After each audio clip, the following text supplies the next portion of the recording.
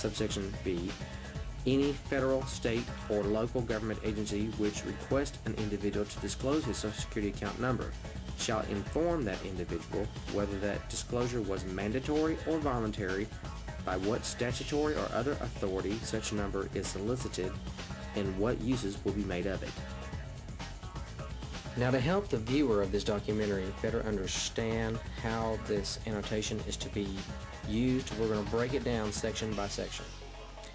At the very top, Section 7 of Public Law 93-579 provides that Section 7 refers to a section contained in the public law books. The public law is basically the records of Congress, congressional hearings. 93 refers to the 93rd Congress hearing of 1973 and 74. -579 is the bill. This can be found in the public law books. You should be able to find one of these in a well-stocked law library at any college university if you would like to further your studies in this area. It will very much explain to you how this law is to be interpreted and how it is to interact with both government and private sectors, and how it applies to both government and private sectors. A1 of this paragraph states, it shall be unlawful for any federal, state, or local government agency to deny to any individual of any right, benefit, or privilege provided by law because of such individual's refusal to disclose his Social Security account number. Your inalienable rights always come in groups of three. It was either a right to do it, it benefited you in some way, or it was a privilege granted by government and law to engage in that activity. So they've covered all three here. And it's based on the individual's refusal to disclose his Social Security account number. Section 2 states, the provisions of this paragraph 1, meaning the paragraph that we just read, section A1, of this subsection shall not apply with respect to, meaning the following subsections. Subsections A and B. They state, any disclosure which is required by federal statute. Now, the requirements of the federal statutes can be located under the Social Security Act itself. There are only 4 times any individual is required to disclose their Social Security number back to any government agency. They are to pay any valid tax. Now, to explain that one a little bit, just because local and state or federal agencies call something a tax does not necessarily mean that it has the characteristics of being a tax, according to the Constitution. This is what you need to understand and to research. To give you an example, would the Jefferson County occupational tax be a valid tax?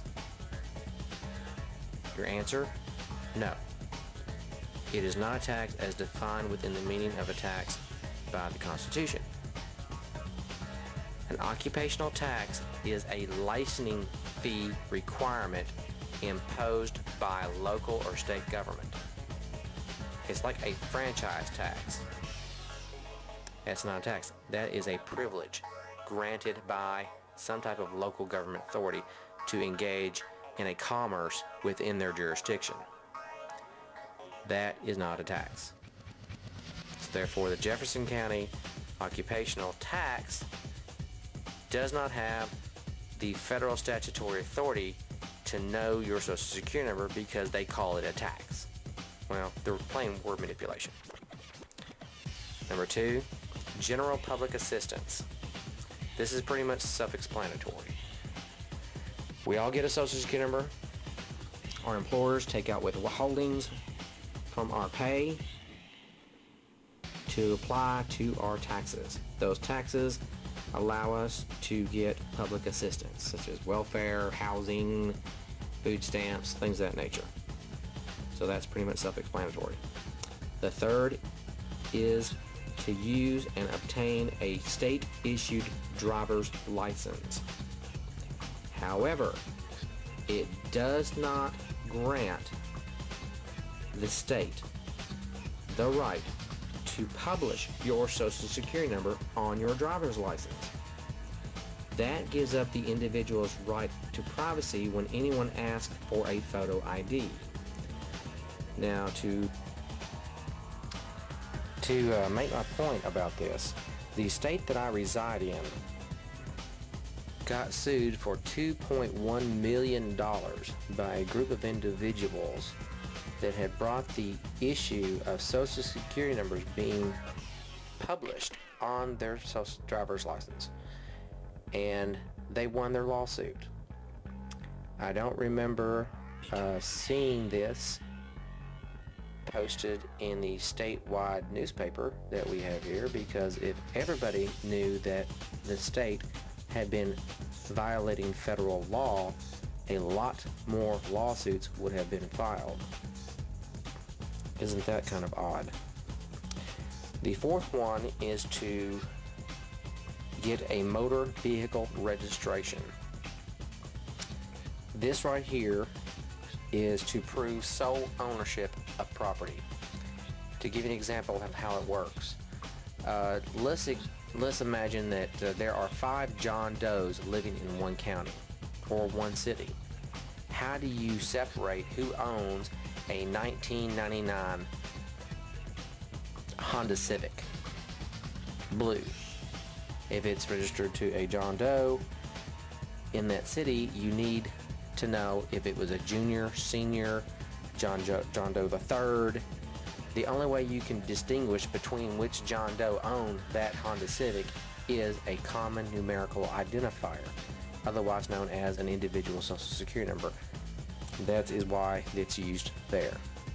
Subsection 2B of this annotation states, the disclosure of the Social Security number to any federal, state, or local agency maintaining a system of records in existence and operating before January the 1st of 1975, if disclosure was required under statute or regulation adopted prior to such date to verify the identity of an individual. Now, to help the individual interpret this subsection B, let's break it down sentence by sentence. The very beginning says the disclosure of the Social Security number to any federal, state, or local agency maintaining a system of records in existence and operating before January 1st, 1975. Now, a lot of people out there are going to say, well, it does not apply to the private sector because it does not say private sector. Yes, it does. You're not seeing it. Where it says federal, state, or local agency, what is the definition of a local agency? Okay? A local agency is defined as relationship in which one person acts for or represents another bilateral authority, either in relationship of principal and agent, master and servant, or employer or proprietor, and independent contractor. I think that would pretty much describe any independent business operating in America today.